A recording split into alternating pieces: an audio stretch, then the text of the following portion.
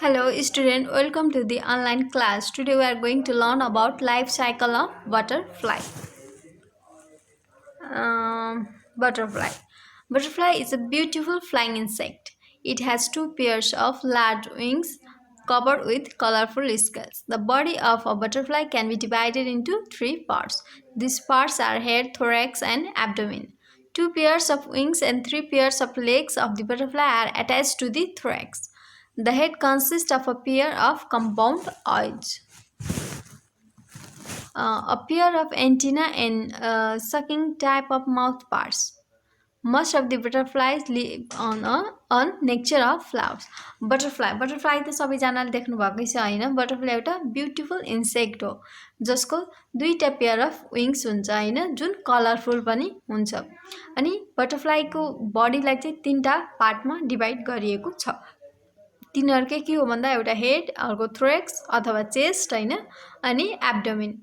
अनि दुईटा पेयरको विङ्स र थ्री पेयर्स अफ लेग्स चाहिँ एट्याच टु थोराक्स.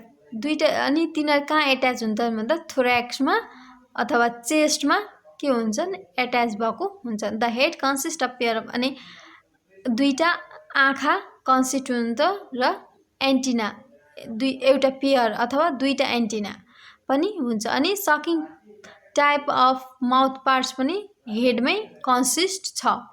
अनि धेरै जसो बटरफ्लाई चाहिँ नेक्टरमै लिभ गर्छन्, फ्लावरको नेक्टरमै लिभ गर्छन्. Butterflies are found throughout the world in all types of environment. Butterfly चाहिँ विश्वभरि देख्न सकिन्छ. Hot and cold, dry and moist, at the sea level and in the high mountain, जुनसुकै इन्भाइरोमेन्टमा पनि पाइन्छ. However, most of them are found in tropical rainforest. It is estimated that there are about 28,000 species of butterfly worldwide. कति estimate गरिएको रहेछ भन्दा butterfly world wide कति रहेछन् भन्दा 28,000 रहेछन् स्पेसिस प्रकारको. अब लाइफ साइकल, बटरफ्लाईको life cycle. Butterfly, honeybee, mosquito, housefly, moth, etc. undergo complete metamorphosis in their life cycle. It means that they complete their life cycle in 4 different stages, that is egg, larva, pupa and adult. यिनीहरुको चाहिँ चारवटा स्टेजमा life cycle सकिँदो रहेछ. के रहेछ भन्दा egg, larva, pupa र अनि adult. Butterflies use the color of wings to find their mate. Sexes are separate in butterflies. They mate on the ground or in air. While mating, the male transfers a sperm packet into the female. उनीहरुले चाहिँ विङ्सको कलरको आधारमा आफ्नो मेट पत्ता लगाउँछन्. The life cycle of butterfly completes in the following 4 stages: egg, larva, pupa, adult. Metamorphosis, a process in which an organism changes into a completely different form. Egg. After mating, the female butterfly lays tiny egg on the underside of a leaf. Mating भइसकेपछि के हुन्छ भन्दा female बटरफ्लाईले चाहिँ सानो सानो अण्डाहरू लिफको तलपट्टिको भागमा अण्डा पार्छ हैन. These eggs are attached to the leaf with a fasting drying glue-like chemicals secreted by the female along with the eggs. हैन. अनि त्यो कसरी टाँसिन्छ भन्दा एग सँगसँगै एउटा ग्लू जस्तै केमिकल अन्डासँगै सेक्रेट गरेको हुन्छ त्यो फिमेल बटरफ्लाईले, जसले गर्दा त्यो पात्तामा चिप्किन सक्छ. अनि बटरफ्लाई ले one egg to hundreds of eggs at a time. बटरफ्लाईले 100 वटा एग एकैचोटिमा पाउन सक्छ हैन. They lay their eggs on leaves so that the tiny larvae start feeding soon after hatching. तिनीहरुले त्यो अन्डा किन त्यसमा पार्छ भन्दा जब ह्याच हुन्छ नि, लार्भामा कन्भर्ट हुन्छ नि, तब सजिलै त्यो लिव्स खान सकुन्, फिडिङ गर्न सकुन्.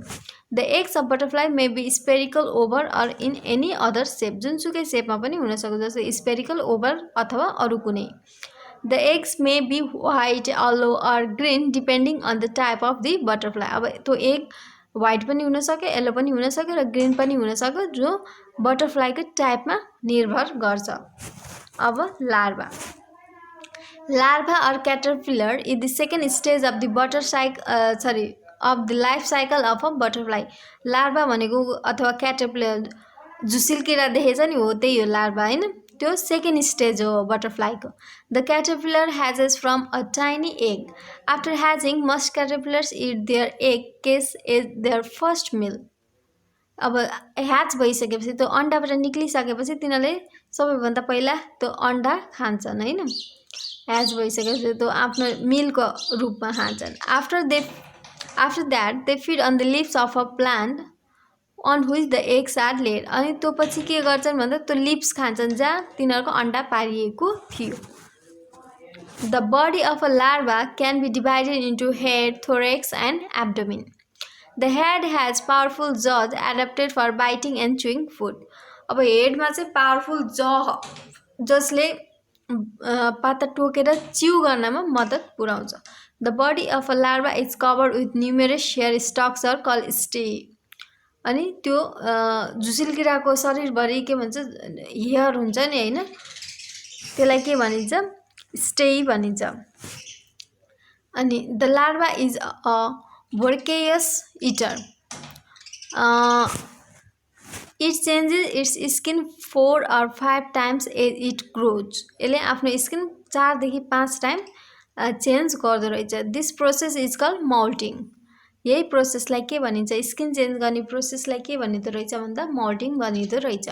When larva growth is over, the larva stops eating and attaches itself to a leaf, twig, etc.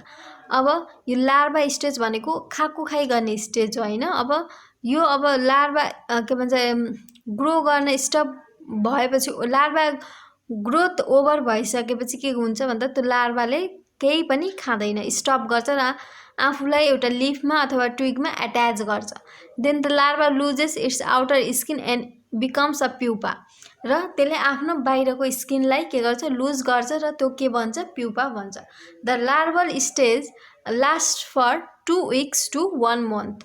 ल यो लार्भा स्टेज 2 हप्तादेखि 1 महिनासम्म के हुन्छ, लास्ट गर्छ, रहन्छ। अब भोर्केसियस भनेको eating or wanting large amount of food. अब pupa is the third stage in this life cycle of butterfly. The pupa remains covered inside a hard case called cocoon or प्युपेरियम।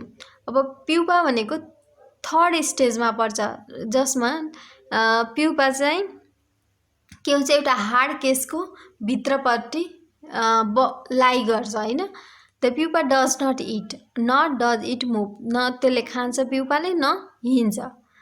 The pupa is protected by the puparium. र त्यो बाहिरको layer प्युपेरीलाई के भनिन्छ, puparium भनिन्छ।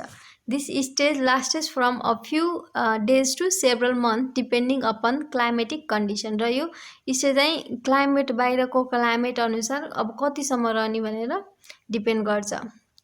The pupa of a butterfly remains suspended from a silk pad and abdominal hooks. It becomes transparent about 1 day before the adult butterfly emerges. यहाँ life cycle देखाएको छ नि, सुरुमा एग छ, एग पछि लार्भा अनि प्युपा, त्यो पछि बल्ल एडल्ट। अब adult, a fully developed adult butterfly emerges from the puparium. When the adult emerges, its wings are wrinkled and wet. The butterfly then rests and let the wings dry out before flight. The butterfly can only eat liquid food through its straw-like proboscis. अनि त्यो बाहिर निक्लेपछि त्यसको के भन्छ अरे wings चाहिँ wrinkled र weight हुन्छ र त्यो त्यति बेलासम्म के भन्छ वेट गर्छ जति बेलासम्म त्यो आफ्नो विङ्स ड्राई हुँदैन र फ्लाइट गर्न सक्दैन हैन। त्यो पछि त्यसले आफ्नो स्ट्र जस्तो उसले मात्रै मस्क्युटोको हुन्छ नि हैन, स्ट्र जस्तो यो खुन चुस्ने हो, त्यस्तोले मात्रै आफ्नो खाना खान सक्छ। In this way the life cycle of butterfly is completed. In a favorable condition, the life cycle of a butterfly completes in a month. अब एकदम फेभरेबल कन्डिसन छ भने 1 महिनामै यो यसको लाइफ साइकल कम्प्लिट हुन्छ। The series of forms into which an organism changes as it develops is called the life cycle. Thus, the cyclic process from an egg to the formation of an adult butterfly is called the life cycle of butterfly. अब life के हो भन्दा एकदेखि एडल्टसम्म पुग्ने प्रोसेसलाई नै के भनिन्छ? Life cycle भनिन्छ।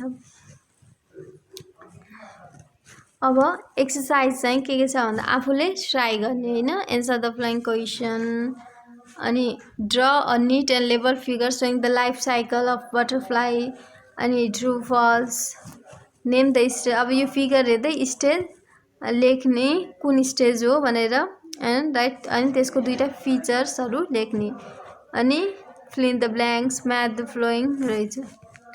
ल यो एक्सर्साइजहरू चाहिँ ट्राई गर्ने, नजानेको सोध्ने। Thank you.